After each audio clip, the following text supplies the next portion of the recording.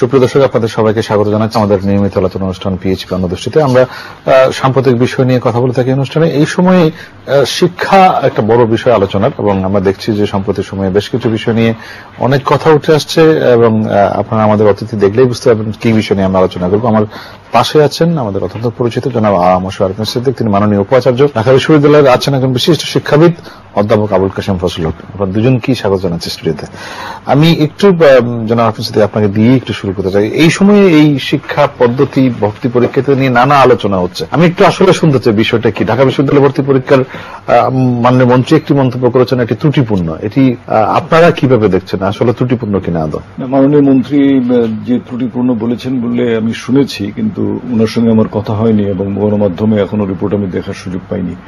তবে ত্রুটিপূর্ণ যদি হয় এবং মন্ত্রীর জায়গা থেকে যদি বলা হয়, নিশ্চয়ই আমরা এটা গুরুত্বের সাথে নেব।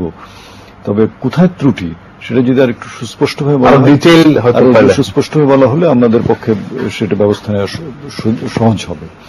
তবে এটি ঠিক যে ঢাকা বিশ্ববিদ্যালয়ের যে ভর্তি পরীক্ষা, সেই পরীক্ষার যারা বিশ্ববিদ্যালয়ের সুযোগ পাচ্ছে এবং যারা সুযোগ পাচ্ছে না, এই দুটো জায়গায় যদি আপনি বিভাজন করে যারা সুযোগ পাচ্ছে না তাদের কথা বলেন যে এইচএসসি পরীক্ষায় তাদের মান সঠিক ছিল না, তাদেরকে মেধার দিক থেকে পিছিয়ে আছে, এই ধরনের বলা হয়, সেটা সমীচীন হবে না। সেটা কিন্তু আমরা কখনো বলি না।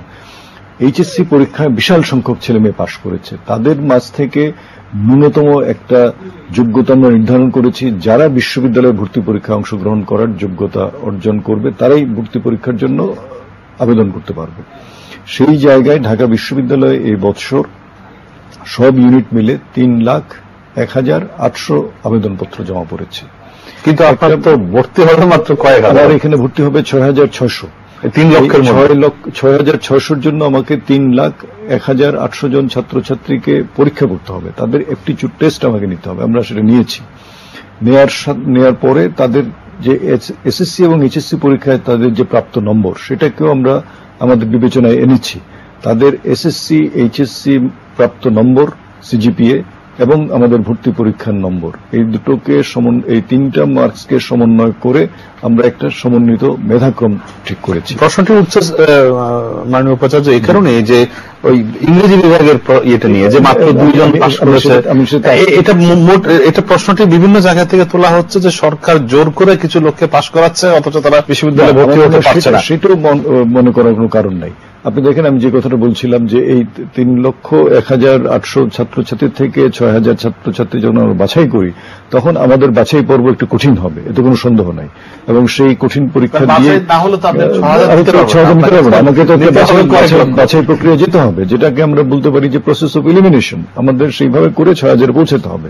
আর আপনি যে প্রশ্নটা তুলেছেন, খ ইউনিটের বেলায় এই ঘটনাটা ঘটেছে।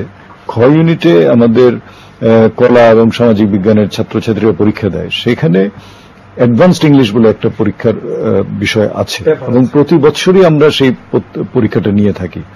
এবার যেটা নতুন সিদ্ধান্ত আমাদের আছে, আমরা প্রতি বছরই আমাদের এই ভর্তি পরীক্ষায় কিছু পরীক্ষা নিরীক্ষা করি, কিছু আধুনিকীকরণ করি, কিছু যুগোপযোগী করার চেষ্টা করি। এই বছর ইংরেজি বিভাগের একাডেমিক কমিটি তারা সিদ্ধান্ত নিয়েছে যে তারা যে প্রক্রিয়ায় ইংরেজি বিভাগে ছাত্রছাত্রী ভর্তি করে, তাতে তারা দেখতে পাচ্ছে যে ইংরেজির ভিতটা তাদের দুর্বল থাকে।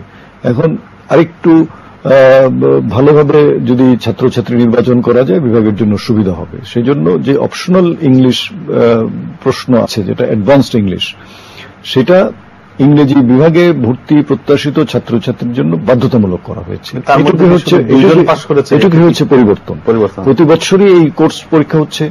অ্যাডভান্সড ইংলিশ কোর্সটি সাধারণত আমরা দেখে থাকি যে ইংরেজি মাধ্যমে যারা লেখাপড়া করে আসে তারা এটাতে যায়, বাংলা মাধ্যমেরও অনেক ছেলে মেয়ে দেয় যারা তুলনামূলকভাবে ইংরেজিতে ভালো। এবার সেখানে পাশ বলতে তো কিছু না, এখানে আমাদের ন্যূনতম যে মান ছিল সেটা অর্জন করতে অনেকেই ব্যর্থ হয়েছে। তো এই জায়গাটি দিয়ে আমাদের সাধারণ ছাত্রছাত্রী যারা বাংলা মাধ্যমে লেখাপড়া করছে তাদের ইংরেজির মান নির্ণয় করা বা মানের সঙ্গে তুলনা করা ঠিক হবে না। আমাদের যদি তুলনা করতেই হয়, তাহলে আমাদের জেনারেল ইংলিশ যেটি আছে, যেখানে বহু সংখ্যক ছাত্রছাত্রী ভালো নম্বর পেয়েছে এবং সেখান থেকে আমরা ইংরেজি বিভাগে ছাত্রছাত্রী ভর্তি করার সুযোগ পাবো, সেইটা দিয়ে মান যদি আপনি আসবো আপনার কাছে আবার আসবো। অধ্যাপক আবুল কাশেম ফজল, বিভিন্ন শিক্ষাবিদের বিশ্লেষণটি এরকম যে এই মুহূর্তে যে পদ্ধতি আমরা অনুসরণ করছি, ভর্তি এবং পরীক্ষা পদ্ধতি যা চলছে, তাতে অনেক পাস হচ্ছে ঠিকই, কিন্তু তারা এর আসল জ্ঞানের আধার খুবই কম এবং যে কারণে তারা পাস করতে পারছে না। এটি কি আপনি কি এই মন্তব্যের সঙ্গে একমত? এই কথা অনেকে পত্রিকায় লিখছেন এবং মিডিয়ায় প্রকাশও করছেন। আসলে এখন ক্লাস 5-এ একটা পাবলিক পরীক্ষা হয়, ক্লাস 8-এ একটা পাবলিক পরীক্ষা হয়, ক্লাস 10, ক্লাস 12 আগে দুটো হতো, এখন 4টা পরীক্ষা হয়। এবং দেখা যাচ্ছে যে সব পরীক্ষাতেই ছাত্রদের ফল খুব ভালো হচ্ছে, মানে অসাধারণ ভালো হচ্ছে। এটা এখনকার পরীক্ষা পদ্ধতির মধ্যেই ভালো ফল করার সম্ভাবনা থাকে এবং অথরিটিও চায় যে সব ছাত্র যথাসম্ভব ভালো করুক, সেই জন্য এতটা ভালো হচ্ছে পরীক্ষার ফল। এটা গত কয়েক বছর ধরে হচ্ছে, আগে এতটা ভালো হতো না। তার ফলে অনেকের সংস্কারে বিশ্বাসে লাগছে যে পরীক্ষার ফল ভালো হচ্ছে বটে, শিক্ষা ভালো হচ্ছে না। এইভাবে আসছে প্রশ্নটা। এখানে অন্য এই আলোচনাটি গত কদিন ধরে আসছে, বিশেষ করে বিশ্ববিদ্যালয়ে যখন ভর্তি হতে পারছে না অনেকেই, তখন বলছে যে পাওয়া দেখো ওরা রেজাল্ট ভালো করলো ঠিকই, কিন্তু বিশ্ববিদ্যালয়ে ভর্তি পরীক্ষা পাশ করলো না। এই যে তুলনামূলক বিশ্লেষণ, এটা কতখানি যৌক্তিক? এটা খুব বেশি করে এই বছরই আসছে, এর আগেও কিছু কিছু আসছে কথাটা। এখানে একটা কথা বলতে পারি যে ধীরে ধীরে পরিবর্তনের মধ্য দিয়ে আমাদের প্রাথমিক, মাধ্যমিক, উচ্চ মাধ্যমিক পর্যায়ের শিক্ষাটা খুব বেশি পরীক্ষামুখী হয়ে গেছে। ব্রিটিশ আমলে কিংবা পাকিস্তান আমলে এটা জ্ঞানমুখী ছিল, কিন্তু পরে ধাপে ধাপে, মানে বাংলাদেশ হওয়ার পরে বছর দশেক যেতে না যেতেই ধাপে ধাপে পরিবর্তনের মধ্য দিয়ে গোটা শিক্ষা ব্যবস্থাটা পরীক্ষামুখী হয়ে গেছে। এখন কি শিক্ষা মানে পরীক্ষার প্রস্তুতি, এরকম একটা অর্থ দাঁড়িয়ে গেছে ছাত্রদের কাছে, শিক্ষকদের কাছে, অভিভাবকদের কাছে। এই জায়গায় ইমপ্রুভ করা দরকার যে না, শিক্ষা মানে পরীক্ষার প্রস্তুতি না, পরীক্ষা একটা দরকারি জিনিস সামাজিক যোগ্যতা প্রমাণ করার জন্য, কিন্তু শিক্ষাই এবং শিক্ষা অর্জন। আপনি কি মন্ত্রীর বক্তব্য, শিক্ষামন্ত্রীর বক্তব্যের সঙ্গে একমত? আপনি দীর্ঘদিন ঢাকা বিশ্ববিদ্যালয়ে ছিলেন, তিনি বলছেন যে ভর্তি পরীক্ষাটি ত্রুটিপূর্ণ। একটুখানি শুনেছি, তিনি দুটো কথা বলেছেন। একটা হলো যে বিশ্ববিদ্যালয়ের এই ভর্তি পরীক্ষার পদ্ধতি ত্রুটিপূর্ণ। তো এটা ভাইস চ্যান্সেলর সাহেব বললেন যে পরীক্ষা তো শিক্ষকেরা নেন, এর সঙ্গে অনেক কিছু যুক্ত থাকে, তাতে কোনো বছর কোনো একটা ত্রুটি হতেই পারে, কিন্তু ত্রুটি মানে এটা স্থায়ী ব্যাপার না। এটা এই বছর যদি এই যে ইংরেজি, যেটা অপশনাল ইংরেজিকে অনেকটা বাধ্যতামূলক করে নিয়েছে, এটা হয়তো আগামী বছর এরকম রাখবে না, এরকম ব্যাপার হতে পারে। কিন্তু এটা ঘটলে একেবারে সমস্ত কিছু নিয়ে অনেক উল্টো কথা বলা, সেটা ঠিক না। তবে আমি যে কথাটাতে জোর দিতে চাইছি যে আমাদের শিক্ষা যে কোনো কারণেই হোক ধাপে ধাপে পরিবর্তন, এটা পরীক্ষামুখী হয়ে গেছে। আরো একটা কথা বলি যে আমাদের এই কারণে স্যার আমি এই জন্য একটু বলি যে ঢাকা বিশ্ববিদ্যালয়টা অনেকের একটা মানে স্বপ্নের জায়গা, যে ঢাকা বিশ্ববিদ্যালয় এখনো শত পাবলিক বিশ্ববিদ্যালয়ের মধ্যে, মানে প্রাইভেট বিশ্ববিদ্যালয়, ঢাকা বিশ্ববিদ্যালয় এখনো পর্যন্ত তার অনেক ভালো সুনাম। ফলে এই জায়গাতে যদি কোনো মানুষ দেখে যে তার জায়গাটি তৈরি হতে পারছে না, এক ধরনের হতাশাও কাজ করে, তখন খুব মনক্ষুণ্ণ হয়। ঢাকা বিশ্ববিদ্যালয় নিয়ে এই কথাটা অনেক জায়গায় শুনি, ছাত্ররা তো বলেনি, শিক্ষকেরাও বলেন যে আমাদের যে এখন সেমিস্টার পদ্ধতি, এই সেমিস্টার পদ্ধতিটা 6 মাস মেয়াদী না হয়ে 1 বছর মেয়াদী হলে পরীক্ষার মানে সংখ্যা কিছু কমতো এবং সেটা ভালো হতো। এটা অনেকেই ধারণা করেন, আমার নিজেরও সেটা ধারণা যে আমাদের সেমিস্টারগুলো অন্য মার্কিং এর পদ্ধতি এগুলো থাকবে, কিন্তু 6 মাস মেয়াদী সেমিস্টারটাকে 1 বছর মেয়াদী সেমিস্টারে নিলে একটু সিচুয়েশন ইমপ্রুভ করার বাস্তবতা তৈরি হবে। এখন পরীক্ষা নিয়ে শিক্ষকেরাও খুব ব্যস্ত থাকেন, পরীক্ষার ফল বের করা, এটা ওইটা অনেক কাজ, ছাত্ররাও পরীক্ষা, কিন্তু শিক্ষার জন্য পরীক্ষাই শেষ কথা নয়, শিক্ষা লাভ করা, জ্ঞান অর্জন করা। এখানে মাননীয় মন্ত্রী আরেকটি কথা বলছেন যে এই ভর্তি পরীক্ষাটি এটি কোচিং পরীক্ষার মতো হয়ে গেছে। এটা মানে বিশ্ববিদ্যালয়ে ভর্তি পরীক্ষার বলতে যা বোঝায় সেটি হয়নি। এটা কি মিন করেছেন? আপনার কি মনে হয় যে হয়তো না, সেটা আমি ঠিক বলতে পারবো না যে উনি কি বলতে চেয়েছেন, কারণ আমার অনেকটা কোচিং মুখী। তবে কোচিং বাণিজ্য যেটা হচ্ছে, এটার ব্যাপারে তো আমরা সবসময় উচ্চকণ্ঠ যে এই কোচিং বাণিজ্য আমাদের শিক্ষা ব্যবস্থাকে ধ্বংস করে দিচ্ছে। এবং আজকে এবার দেখেন ঢাকা বিশ্ববিদ্যালয়ে কি ব্যবস্থা আমরা নিয়েছি। 13 আগস্ট তারিখে, গত আগস্ট মাসের 13 তারিখে এইচএসসি এবং সমমানের পরীক্ষার ফলাফল প্রকাশিত হয়েছে। 14ই আগস্ট অর্থাৎ পরদিন থেকে ঢাকা বিশ্ববিদ্যালয়ে আমরা ভর্তি প্রক্রিয়া শুরু করেছি, ছেলে মেয়েদের আবেদনপত্র গ্রহণ করতে শুরু করেছি এবং এই সেপ্টেম্বর মাসের 26 তারিখে আমাদের সব ইউনিটের পরীক্ষা আমরা শেষ করেছি। ইতিমধ্যে কয়েকটি ইউনিটের রেজাল্ট প্রকাশিত হয়ে গেছে, ঘ ইউনিটের রেজাল্ট 2 একদিনের মধ্যে প্রকাশিত হবে। তো এই যে আমরা অত্যন্ত দ্রুত পরীক্ষার কাজ শেষ করলাম, কিসের জন্য? যাতে এই কোচিং বাণিজ্যটা নিরুৎসাহিত হয়, ছেলে মেয়েরা যাতে উৎসাহিত হয়েছে। নিশ্চয়ই কিছু কারণ, আমরা 3 মাস পরে পরীক্ষা নিতাম, এই 3 মাস তো কোচিং ব্যবসা, রমরমা ব্যবসা চলতো। তো সেটা তো আমরা করেছি আমাদের দিক থেকে। আমরা যে আপনার এই ডিজিটাল প্রযুক্তিকে অপব্যবহার করে প্রতারণার আশ্রয় নিচ্ছে, এখানে দেখা যাচ্ছে যারা ধরা পড়েছে এবং তাদের স্বীকারোক্তিতে তারা বারবার বলছে যে কোন সব কোচিং সেন্টারের নাম বলছে তারা, সেই নামগুলো দিয়ে আমাদের মামলাও করা হয়েছে বিশ্ববিদ্যালয়ের পক্ষ থেকে। এবং এই কোচিং ব্যবসা বন্ধ করা তো আমাদের পক্ষে সম্ভব না, এটা বন্ধ করতে হলে আইন শৃঙ্খলা রক্ষণকারী বাহিনী, সরকারকে দেখতে হবে। তো সেদিক থেকে তো কোচিং ব্যবসার সঙ্গে আমাদের যে বিরোধ সেটা সবসময় আছে এবং সেই কারণে আমরা যখন পরীক্ষা ফলাফল বলেন যে এটি কোচিং পরীক্ষা, এটি ভর্তি পরীক্ষা, এটা আমি জানি না কেন উনি এটা বলেছেন, কিন্তু আমাদের যে প্রক্রিয়া পদ্ধতি সেটা সারা দেশের মানুষ জানে, ছাত্রছাত্রীরা জানে এবং এটার একটা সার্বজনীন বিশ্বাসযোগ্যতা আছে। মানে আপনি কি আপনার পরীক্ষা পদ্ধতি নিয়ে সন্তুষ্ট? নিশ্চয়ই আমি আপনাকে বলি, যে কোনো পদ্ধতির আপনার সংশোধন করা যেতে পারে, আধুনিক করা যেতে পারে, যুগোপযোগী কোন পদ্ধতি তো বলতে পারি না আমরা যে 100% কিন্তু এখন পর্যন্ত আমরা যে প্রক্রিয়া অনুসরণ করছি সেটা কিন্তু দীর্ঘদিনের অভিজ্ঞতার ফসল আমাদের। আমরা যে পরীক্ষাটা নেই, অ্যাপটিটিউড টেস্ট 1 ঘন্টা সোয়া ঘন্টা, অনুষদ ভেদে সময়টা 1 ঘন্টা সোয়া ঘন্টা থাকে, কিন্তু এই পরীক্ষাটা দিয়েই তো আমরা মূল্যায়ন করছি না। এটার সঙ্গে এসএসসি এবং এইচএসসি-তে 10 বছর 2 বছর 12 বছর যা লেখাপড়া করে এসেছে, যে মূল্যায়ন তাকে করা হয়েছে, সেই মূল্যায়ন যোগ করে সমন্বয় করে একটা সমন্বিত মেধাক্রম আমরা তৈরি করছি। তো এখানে কোথায় দুর্বলতা সেটা সুস্পষ্টভাবে বলতে হবে, কোথায় এখানে ভুল ত্রুটি সেটা সুস্পষ্টভাবে বলতে হবে। সাধারণভাবে বললে তো এখন পাবলিক এক্সামিনেশনগুলো প্রশ্নের মধ্যে পড়ে যাবে, সেটা সাধারণভাবে বললে তো বিশ্ববিদ্যালয় ভর্তি পরীক্ষা প্রশ্নের মধ্যে পড়ে যাবে। তো সেটা কি সমীচীন হবে? আজকে আমাদের নতুন প্রজন্মের ছেলে মেয়ে, তাদেরকে আমাদের উৎসাহিত করতে হবে। আমি তো বারবার বলেছি যে ঢাকা বিশ্ববিদ্যালয়ের আসন সংখ্যা সীমাবদ্ধতার কারণে আমাদের যে মানদণ্ড সেটাকে আমাদের উপরের দিকে নিতে হয়। আজকে এক সাংবাদিক যিনি মাননীয় মন্ত্রীর প্রেস কনফারেন্স কভার করেছেন, তিনি এসে যখন আমাকে প্রশ্ন করছিলেন, তার নিজের অভিজ্ঞতা তিনি বলছিলেন যে স্যার, আমি তো চট্টগ্রাম বিশ্ববিদ্যালয়ে যখন পরীক্ষা দিয়ে আমার মেধা তালিকায় আমার নাম অনেক উপরে ছিল, আমি যখন ঢাকা বিশ্ববিদ্যালয়ে এসে পরীক্ষা দিয়ে এবং ভর্তি হই, এখানে আমার মেধা তালিকায় নাম অনেক পরে এসেছে। কিন্তু আমি বুঝতে পারি বাস্তবতা কোন দিকে, কারণ চট্টগ্রাম বিশ্ববিদ্যালয়ের আসন সংখ্যা, ঢাকা বিশ্ববিদ্যালয়ের আসন সংখ্যা এবং চট্টগ্রাম বিশ্ববিদ্যালয়ের আবেদনকারীর সংখ্যা, ঢাকা বিশ্ববিদ্যালয়ের আবেদনকারীর সংখ্যার অনুপাত যদি আপনি দেখেন, তাহলে বুঝতে পারবেন যে কত কঠিন একটা প্রক্রিয়া এখানে। অতএব এটাই তো বাস্তবতা, যে ঢাকা বিশ্ববিদ্যালয়ের বিষয়গুলো উপলব্ধি করতে হলে ঢাকা বিশ্ববিদ্যালয়ের প্রেক্ষিত থেকে দেখতে হবে। ঢাকা বিশ্ববিদ্যালয়ের প্রপার পার্সপেক্টিভ থেকে যদি দেখেন, তাহলে বুঝতে পারবেন যে এখানে ভর্তি সুযোগ না পাওয়াটা তার মেধার দিক দিয়ে প্রশ্ন তোলা যাবে না।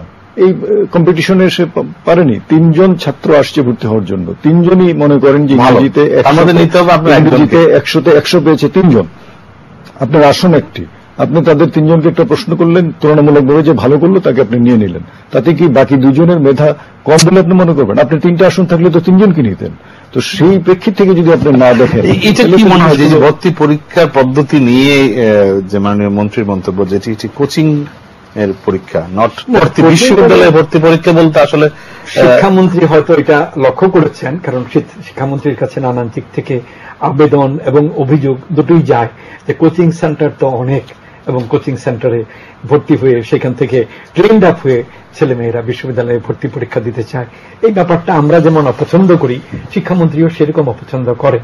সেই অর্থেই তিনি বলেছেন কথাটা যে কোচিং সেন্টার এর প্রস্তুতিটা আনডিজায়ারেবল, স্কুল থেকে কলেজ থেকে যে প্রস্তুতি সেটাই সত্যিকারের প্রস্তুতি, এরকম বোঝাবার চেষ্টা করেছেন শিক্ষামন্ত্রী। এক্ষেত্রে আপনার কি মনে হয় যে এই পদ্ধতিটার আরো একটু, আপনারা যে ছাত্র পান এই পরীক্ষার মধ্য দিয়ে যে ছাত্ররা আপনাদের কাছে আসে, এটা কি ধরনের শুধু শিক্ষা ব্যবস্থা দেখে সব সমস্যার সমাধান করা যাবে না। আমাদের আর্থ সামাজিক রাষ্ট্রিক সমগ্র ব্যবস্থার মধ্যে কিছু রিফর্ম দরকার। আমাদের সমাজের সেন্ট্রাল মোটিভ কি, মানুষের কেন্দ্রীয় প্রবণতা কি? আরো বেশি টাকা চাই এবং আরো বেশি ক্ষমতা চাই। ঠিক এইরকম অবস্থা যদি ব্রিটিশ আমলে শিক্ষিত লোকদের মধ্যে হতো, পাকিস্তান আমলে শিক্ষিত লোকদের মধ্যে হতো, তাহলে আমরা এতটা অগ্রগতি সাধন করতে পারতাম না। যে কোনো কারণেই হোক, বাংলাদেশ আমলে এটা যে শুধু নিজেদের ত্রুটির জন্য হয়েছে তা না, বাইরের নানান শক্তিও আমাদেরকে ওই দিকে ঠেলে দিয়েছে। এই সম্পর্কে সচেতনতা জাগলে অবস্থা পরিবর্তন।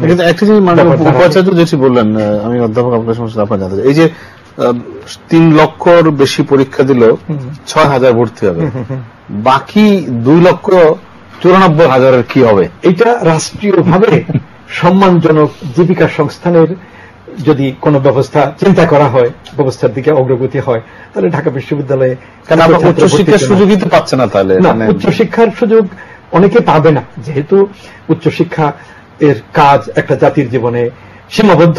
সুতরাং পৃথিবীর কোন রাষ্ট্রেই সকলকে উচ্চশিক্ষার সুযোগ দেয় না, দিতে পারে না। বেশিরভাগ তার পাশাপাশি যে এখন যে বাণিজ্যিক হয়ে যাচ্ছে, বিভিন্ন উঠে যাচ্ছে প্রতিষ্ঠান, তারা কি করবেন? তখন তো এই মানুষ ওদিকেই ঝুঁকছে টাকা দিয়ে। এই সমস্যাগুলোকে স্বতন্ত্রভাবে রাষ্ট্রের পক্ষ থেকে বিচার করতে হবে। একটা শিক্ষানীতি 2010 সালে তৈরি করা হয়েছে, সময়ের ব্যবধানে আবার সেটার পুনর্বিবেচনা লাগবে, দরকার হলে নতুন শিক্ষানীতি তৈরি করতে হবে অভিজ্ঞতাকে কাজে লাগিয়ে।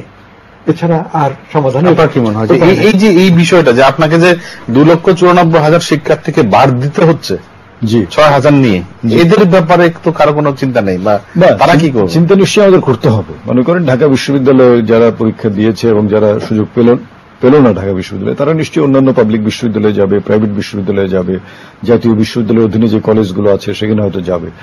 কিন্তু ঢাকা বিশ্ববিদ্যালয়ের মূল্যায়নটা ঢাকা বিশ্ববিদ্যালয়ের স্ট্যান্ডার্ড অনুযায়ী করতে হবে। এখন সেটা নিয়ে আমরা যদি কথা বলি এবং অন্যদেরকে তাদের মান নিয়ে প্রশ্ন তুলি, সেটা যেমন আমাদের দিক থেকেও ঠিক হবে না, আবার আমাদের যে স্ট্যান্ডার্ড যে মান যেটা সেটা নিয়ে আবার প্রশ্ন তুললে সেটাও কিন্তু বিশ্ববিদ্যালয়ের শিক্ষার জন্য ক্ষতিকর হবে। আপনার কি মনে হয় এখানে একটা করা যায় কিভাবে? মানে এই পদ্ধতি নিয়ে যে প্রশ্নগুলো উঠছে, এই পদ্ধতি নিয়ে প্রশ্নগুলো উঠছে, যে প্রশ্নগুলো আসলে উঠা উচিত না, এগুলো তো আমরা বহুদিনের অভিজ্ঞতার মাধ্যমে এই জায়গায় আজকে এসেছি। আপনি চট করে এখন এমন একটা পদ্ধতি বলতে পারবেন না যেটা এই পদ্ধতির থেকে একেবারে ভিন্ন কিছু করে আমরা সত্যিকার অর্থেই যোগ্য ছেলে মেয়ে নিতে পারবো। এই পদ্ধতি নিয়েই আমাদের অগ্রসর হতে হবে। তবে এই পদ্ধতিতে কোনো ভুল ত্রুটি থাকলে, কোনো দুর্বলতা থাকলে নিশ্চয়ই সেটা শিক্ষার ক্ষেত্রটা অত্যন্ত গতিশীল ক্ষেত্র। এখানে 5 বছর আগে যে জায়গায় ছিলাম আমরা 5 বছর পরে সেই জায়গায় থাকতে পারি না। শিক্ষা সবসময় এগিয়ে যাবে, শিক্ষার ক্ষেত্র এগিয়ে যাচ্ছে, মানও আপনার বেড়ে যাচ্ছে। আজকে এইচএসসি পরীক্ষায় যে ছেলেমেয়েরা যে কৃতিত্বের সঙ্গে বেরিয়ে আসে, তাদের মধ্যে বহু ছেলেমেয়ে আছে যাদের মান অনেক উপরে। অতএব সেইভাবেই তো বিবেচনা করতে হবে। এটা একটা জিনিস উনি বলছেন যে আমাদের এটা ব্যবস্থাটা অনেকটা পরীক্ষামুখী হয়েছে, জ্ঞানমুখীর চাইতে। এটা আবার জ্ঞানের দিকে ফিরিয়ে নেওয়া যায় কিভাবে? জ্ঞানের দিকে এবং পরীক্ষার দিকে দুটোর একটা সমন্বয়ের দরকার আছে, যেটা প্রফেসর আবুল কাসেম ফজলুল্লাহ সাহেব বলছিলেন যে প্রাইমারি, তারপরে জেএসসি, জুনিয়র সেকেন্ডারি, তারপর সেকেন্ডারি, তারপর হায়ার সেকেন্ডারি, এগুলোর একটা যে পর্যায়ে চলছে এখন, আমি মনে করি যে শিক্ষানীতি যেটা প্রণীত হয়েছে সেটা পরিপূর্ণ বাস্তবায়নে গেলে কিন্তু অনেকটাই আমরা আবার একটা জায়গায় ফিরে যেতে পারবো, যেখানে পরীক্ষামুখী অবস্থাটা কিছুটা হ্রাস লেভেলে যে পরীক্ষাটা আছে সেটা নতুন ভাবে শুরু করা হয়েছে। সেকেন্ডারি এবং হায়ার সেকেন্ডারি এই দুটো আপনার এক জায়গায় চলে যাবে, অর্থাৎ প্রাথমিক পর্যন্ত শিক্ষা আমরা 8ম শ্রেণী পর্যন্ত নির্ধারণ করেছি। পঞ্চম না, আগে যেটা পঞ্চমে ছিল, তো 8ম শ্রেণীতে এসে প্রাথমিক পর্যায়ে পরীক্ষাটা হবে। আর সেকেন্ডারি হবে 9ম শ্রেণী থেকে 12শ শ্রেণী পর্যন্ত, তো সেটা হবে সেকেন্ডারি। তো প্রাইমারি, সেকেন্ডারি এবং টার্সিয়ারি লেভেলে চলে আসবে ইউনিভার্সিটি বা অন্য জায়গায়। তো সেইটা সামগ্রিকভাবে আজকে ইউনিভার্সাল যে সিস্টেম, যেটা উন্নত বিশ্বে অনুসরণ করা হয়, প্রাইমারি, সেকেন্ডারি, টার্সিয়ারি, আমরা সেই লেভেলে চলে যাব। তো মাঝখানে এই হায়ার সেকেন্ডারি, জুনিয়র যে লেভেলের যে পরীক্ষা, এগুলো হয়তো এই আমাদের শিক্ষানীতি পরিপূর্ণ বাস্তবায়িত হলে আর লাগবে না। তো আমার মনে হয় যে আমিও ওই ধরনের কথাই বলতে চাইছিলাম যে কিছু পরিবর্তনের মাধ্যমে পরীক্ষায় গুরুত্ব থাকবে সামাজিক যোগ্যতার প্রমাণ হিসেবে, আর সেই সঙ্গে তার জ্ঞানগত যোগ্যতার প্রমাণ থাকবে। এরকম চেঞ্জে বা পরিবর্তনে যেতে হবে। আর আপনি যে কথাটা বলছেন যে এত ছাত্র ভর্তি হতে পারছে না, সেটা তো আসলে এক ধরনের বেকার সমস্যা, এবং সেটার সমাধানের জন্য নানা ধরনের টেকনিক্যাল শিক্ষা, ইঞ্জিনিয়ারিং, পলিটেকনিক, এগ্রিকালচার, মেডিকেল, এই ধরনের শিক্ষার ক্ষেত্র প্রয়োজনও আছে এবং আরো বাড়ানোর দরকার আছে। সরকার এগুলো বিবেচনা করলে এর কিছুটা না কিছুটা সমাধান পাওয়া যাবে। এক্ষেত্রে আপনার কি মনে হয় যে এখন যে আমাদের এখানে অনেকে বলা যে নানামুখী শিক্ষা ব্যবস্থা, প্রায় 13 ধরনের শিক্ষা আছে, মাদ্রাসা, তার মধ্যে কওমি, তারপর দাখিল মাদ্রাসা, তারপর ইংরেজি মাধ্যম, তারপরে আছে ক্যাডেট কলেজ, তারপরে আছে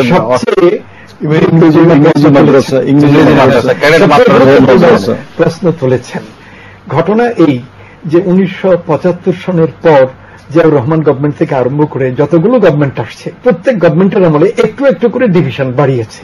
আমাদের সর্বশেষ ডিভিশন হল ইংলিশ ভার্সন প্রবর্তন। আমাদের মূল ধারার শিক্ষা ছিল টেক্সট বুক বোর্ড, যাদের বই তৈরি করে, মাদ্রাসা বোর্ড, অন্য টেকনিক্যাল বোর্ড আলাদা আছে। আমি যেটাকে এনসিটিবি বলে, ন্যাশনাল কারিকুলাম এবং টেক্সট বুক বোর্ড, এর বই যারা পড়ায় তাদের এটা ছিল মেইন স্ট্রিম এডুকেশন। এখন 2002 সন থেকে আমার যতদূর মনে পড়ে এটাকে 2 ভাগে বিভক্ত করা হয়েছে। একটা ইংলিশ মিডিয়াম, আবার একই বই টেক্সট বুক বোর্ড ঠিক ইংরেজি অনুবাদে বের করছে এবং স্কুলগুলোকে সার্কুলার দেওয়া হয়েছে যে যেসব স্কুল চাইবে তারা বাংলা মাধ্যমের শিক্ষার পাশাপাশি ইংলিশ মাধ্যমে, বড় বড় স্কুলগুলো একটা নতুন ইংলিশ মিডিয়াম মানে শহরগুলোতে ব্যাপকভাবে হয়ে গেছে, এখন গ্রামাঞ্চলেও হচ্ছে। ইংরেজির প্রতি একটা অন্ধ মোহ সৃষ্টি করা হয়েছে নানাভাবে, নানা কারণে, গ্লোবালাইজেশন ইত্যাদি কথা বলে, নিউ লিবারালিজমের কথা বলে ইত্যাদি। তো তার ফলে ইংলিশ ভার্সন, এখন বাংলা মাধ্যমে ইংলিশ ভার্সন একটা কম্পিটিশনের মধ্যে পড়ে গেছে, 2 ভাগে বিভক্ত হয়েছে। আপনি 13 ভাগের কথা বলছেন, এখন এটা 14 ভাগ হয়ে গেছে, 13 ভাগ আরো 20 বছর আগের কথা। তো এই যে division, it is totally undesirable. কিন্তু নানাভাবে আমাদের সরকারগুলো এই ফাঁদে পড়ে গেছে। বাইরের নানা শক্তির আর্থিক সাহায্য বাংলাদেশ সরকার নেয়, সব সরকারই। যেমন ধরেন আমাদের ক্লাস 10 পর্যন্ত, ক্লাস 1 থেকে বিনামূল্যে পাঠ্যপুস্তক দেওয়া হয়। এই পাঠ্যপুস্তকের টাকাটা কোথেকে আসে? এই টাকাটা দেয় দাতা সংস্থা না, ইউনিসেফ দেয়। ক্লাস 1 থেকে 10 পর্যন্ত, তারা 9 পর্যন্ত বলে, 9-এর বই হলে টানো হয়। তো এই টাকাটা ইউনিসেফ দেয়। দৃশ্যের অন্তরালে থেকে ইউনিসেফ নানাভাবে আমাদের সিলেবাস এবং কারিকুলামকে প্রভাবিত করে, নিয়ন্ত্রিত করে। আমাদের যারা শিক্ষা কমিশনে থাকেন বা কোনো একটা আন্তর্জাতিক ইয়ে আছে, একটা আন্তর্জাতিক প্ল্যান এখানে কাজ করে, যে প্ল্যানটা আমাদের জাতীয় স্বার্থের সবসময় পক্ষে থাকে না। জওহরলাল নেহরু থেকে আরম্ভ করে অনেক কাল ভারত 1 পয়সাও বৈদেশিক সাহায্য শিক্ষা খাতে নিত না। এখন কিভাবে নেয় জানি না। এখনো তারা শিক্ষাটাকে বৈদেশিক প্রভাব থেকে মুক্ত রাখে, যে বিদেশের বিষয়গুলো আমরা আমাদের মতো করে গ্রহণ করব। বাংলাদেশও যদি সেই রকম করতে পারে যে অন্তত শিক্ষা ক্ষেত্রে আমরা আর্থিক কোনো বৈদেশিক সাহায্য নেব না, যাতে কোনো রকমের শর্ত থাকে, তাহলে আমরা একটা উন্নত অবস্থা। এই বিষয়টাতে আপনার একটু একজন শিক্ষাবিদ হিসেবে বা ঢাকা বিশ্ববিদ্যালয় দেশের সর্বোচ্চ বিদ্যাপীঠ, তার উপাচার্য হিসেবে আপনি কিভাবে দেখেন এই যে নানামুখী, এর মধ্যে নানা রকমের পদক্ষেপ প্রবণতা? এই বিষয়ে তো আমাদের মতামত একেবারে স্পষ্ট। দেখেন যে একটা দেশের একটা প্রজন্মের, নতুন প্রজন্মের মানুষ কাঠামো গঠন করার দায়িত্ব হচ্ছে প্রাথমিক শিক্ষা পর্বের। প্রাথমিক শিক্ষায় শিক্ষিত হয়ে তারপর আমরা কেউ কেউ মাধ্যমিকে যাব, কেউ কেউ তারপরে হয়তো উচ্চশিক্ষা যাব, কিন্তু দেশের একটা বিশাল অংশ প্রাথমিক শিক্ষার পরে আর কোনো শিক্ষা প্রক্রিয়ার সঙ্গে যুক্ত থাকবে না। তারা প্রাথমিক শিক্ষার পরেই নানা ধরনের কাজকর্মে, জীবনমুখী কাজকর্মে যুক্ত হয়ে যাবে। তো এই যে আপনার প্রাথমিক শিক্ষায় শিক্ষিত করছি যাদেরকে, তাদেরকে যে আপনি যেটা বললেন 13টি ধারা, অধ্যাপক আবুল কাশেম ফজলুল হক বললেন যে এখন এটা 14 রকম ধারায় এসে গেছে। এইটা কিন্তু একটা দেশের জন্য খুব স্বাস্থ্যকর শিক্ষা ব্যবস্থা নয়। প্রাথমিক শিক্ষাটা সবসময় হতে হবে একমুখী। প্রাথমিক শিক্ষাতে কোনো ভেদাভেদ থাকবে না। আমাদের 1972 থেকে সংবিধানে সবসময় লেখা, সংবিধানে সবসময় তো এটা ছিল যে এটা একমুখী শিক্ষা হবে। কারণ এই শিক্ষাটা হবে একমুখী শিক্ষা কি হচ্ছে এখন? না, হচ্ছে না। সেই জন্যই তো আপনি প্রশ্নটা করলেন, আমরা সেই কারণেই এটা আলোচনায় নিয়ে আসলাম যে এই প্রজাতন্ত্রের দায়িত্বই হচ্ছে প্রত্যেকটি শিশুকে প্রাথমিক শিক্ষায় শিক্ষিত করা। কারণ এটা হবে অবৈতনিক, এটা হবে বাধ্যতামূলক। প্রাথমিক শিক্ষার মধ্যে তো নানা রকম এখন সেটাই তো হচ্ছে। এই যে 13 রকমের শিক্ষার ব্যবস্থা বলছেন, এটা তো প্রাথমিক পর্যায়ে। প্রাথমিক পর্যায়ে এই ধরনের বহুদা বিভক্ত শিক্ষা ব্যবস্থা একটা দেশের জন্য, কিন্ডারগার্টেন, ইংলিশ মিডিয়াম, নানা মিডিয়াম, বাংলা মিডিয়াম, সাধারণ স্কুল, প্রথম শ্রেণী থেকে অষ্টম শ্রেণী পর্যন্ত যে পাঠক্রম করা হবে সেটা হবে সব শিক্ষা ব্যবস্থার সঙ্গে একই ইয়ে। এটা আপনি কিন্ডারগার্টেন বলেন, মাদ্রাসা বলেন, সাধারণ প্রাইমারি স্কুল বলেন, এনজিও প্রাইমারি স্কুল বলেন, সব জায়গায় সরকারের টেক্সট বুক বোর্ডের যে টেক্সট বুক সেগুলোকে আপনার অনুসরণ করতে হবে। এই জায়গায় যদি না আসে তাহলে একমুখী শিক্ষা ব্যবস্থা হচ্ছে। আজকের 21 শতাব্দীতে আপনি যদি মনে করেন যে ইংরেজি মাধ্যমকে আপনি গুরুত্ব দিবেন, সেই আপনি গুরুত্ব দেন, কিন্তু সিলেবাসের কন্টেন্ট সেটা কিন্তু একই হতে হবে। এখানে একটু কথা আমি সংক্ষেপে যদি একটু বলেন, নানাভাবে এই বিভাগগুলো করা হয়েছে এবং বিভাগগুলো করার পরে এমন এক অবস্থায় আসছে যে এখন একমুখী শিক্ষার দিকে যাওয়াও খুব কঠিন হয়েছে। এই 2010 সালে যখন শিক্ষানীতি তৈরি করে তখন আমাদের শিক্ষামন্ত্রী এবং কমিশনে যারা ছিলেন, যারা বিভিন্ন সাব কমিটিতে, তারা যথাসাধ্য চেষ্টা করেছিলেন মাদ্রাসা শিক্ষাকে মডার্নাইজ করে একমুখী শিক্ষার দিকে নেওয়ার জন্য। তার ফলে দেখা গেল যে রাজনৈতিক দল ভীষণভাবে উল্টো লাইন নিল, সরকার যেটা করতে চায় উল্টো দিকে। তার ফলে হিতে বিপরীত বলে একটা কথা সেরকম হয়ে গেছে। এই অবস্থায় আমাদের মেইন স্ট্রিম শিক্ষাকে সর্বোচ্চ গুরুত্ব দিয়ে সবচেয়ে ভালো করা উচিত। মেইন স্ট্রিম শিক্ষার উন্নতি হলে অন্য ধারাগুলো মেইন স্ট্রিমকে ফলো করতে পারে। দেখা যাক সম্মানিত দুজন অতিথি, আপনাদের কাছ থেকে যে তথ্যগুলো এটা হয়তো দেখা যাবে আমাদের শিক্ষা ব্যবস্থার একটি সংস্কারের যদি চিন্তা ভাবনা করা হয় তখন যাতে এটা হয়। আমরা বলি যে শিক্ষা জাতির মেরুদণ্ড এবং জ্ঞানমুখী শিক্ষা আসল কথা, কিন্তু মেরুদণ্ড যদি 13 রকমের হয় তাহলে তো আর সেটি আর মেরুদণ্ড হয় না, তখন 13-14 রকমের আরো এক ধরনের বাড়ছে। যদি মাননীয় বক্তা যেটি বলেন অধ্যাপক প্রশংসা শ্লোক, এটি এই জায়গাতে আমাদের শিক্ষার যে মূল উদ্দেশ্য মানুষকে জ্ঞানের আলোয় আলোকিত করা, এটা যাতে মূল ফোকাস হয়, এটি সবচেয়ে গুরুত্বপূর্ণ। আমরা পরীক্ষা পাশ করব শুধুমাত্র, এটি কখনোই বিবেচনার বিষয় হতে পারে না। আমরা দেখছি যে ইদানিং সেই সমস্যাটি বড় প্রকট, এবং তা নিয়েই আমি মনে করি যে এই ধরনের আলোচনাটা একটা সুস্থ আলোচনা, যে এটাকে তাহলে আমরা তো এটা কোথায় ভুল ত্রুটিগুলো আছে, কিভাবে আরো এটিকে সমৃদ্ধ করা যায়, তা নিয়ে হয়তো ভবিষ্যতের একটি পথ আমরা রচনা করতে পারবো। অধ্যাপক আরফিন সিদ্দিক এবং আপনার দুজনকে ধন্যবাদ জানাচ্ছি আজকে আলোচনা শোনার জন্য। দর্শক আপনাদেরকেও অনেক ধন্যবাদ জানাচ্ছি অনুষ্ঠানটি দেখার জন্য। আপনাদের সবার জন্য শুভকামনা, ভালো থাকুন সবাই।